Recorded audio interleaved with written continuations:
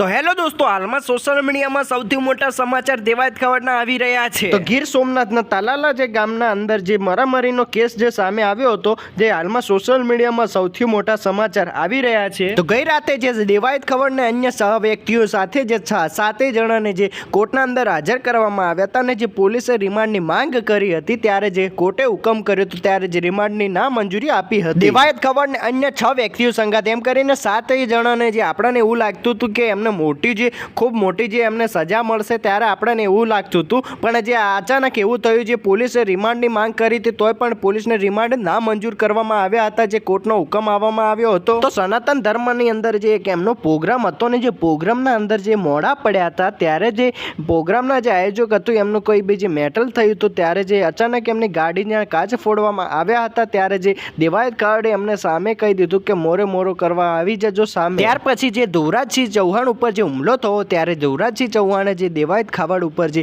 આક્ષેપો નાખ્યા હતા, ત્યાર પછી જે એમને પોલીસ કેસ કરવામાં આવ્યો હતો। ત્યાર પછી જે ફાર્મ હાઉસના અંદરથી જે દેવાયત ખવડને અન્ય 6 વ્યક્તિઓ જે સંગાથે જે એમની ધરપકડ કરવામાં આવી હતી, એમના ફાર્મ હાઉસમાં ધરપકડ કરીને પોલીસ સ્ટેશનના અંદર પછી એમને જે 7 દિવસના રિમાન્ડ માંગ્યા હતા પોલીસે, ત્યારે જે કોર્ટે જે નામંજૂર કરવામાં આવ્યા હતા અને પછી કોર્ટે જે હુકમ કર્યો તો એમને મંજૂર જાહેર જે જામીન મંજૂર કરવામાં આવ્યા હતા। તો આપણે ધુવરાજસિંહ ચૌહાણ ઉપર જે હુમલો થયો હતો, ત્યારે ધુવરાજસિંહ ચૌહાણ જે દેવાયત ખવડ ઉપર જે હુમલાનો આક્ષેપ નાખ્યા હતા, તેવામાં પછી ત્યાર પછી આ દેવાયત ખવડ ઉપર જે જામીન માફત થયા છે, જે અન્ય 6 વ્યક્તિઓ પછી જે જામીન માફત થયા છે, એ વ્યક્તિ પછી જે દેવાયત ખવડ હવે શું બોલવાના છે, આપણે આગલા વિડીયોના અંદર જોશું કે દેવાયત ખવડ શું બોલવાના છે, એ તમે વિડીયોના અંદર જોતા રહેજો। હવે આપણે વિડીયોના બીજા માધ્યમમાં જોતા રહેશું અને ફરીથી કહું છું કે વિડીયોના અંદર તમે નવા હોય તો ફરીથી કહું છું કે વિડીયોને લાઇક કરી દેજો અને આવા અવારનવાર તમને વિડીયો જોવા મળે જશે। તો ફરીથી કહું છું કે વિડીયોને શેર કરી દેજો। જય હિન્દ, જય ભારત।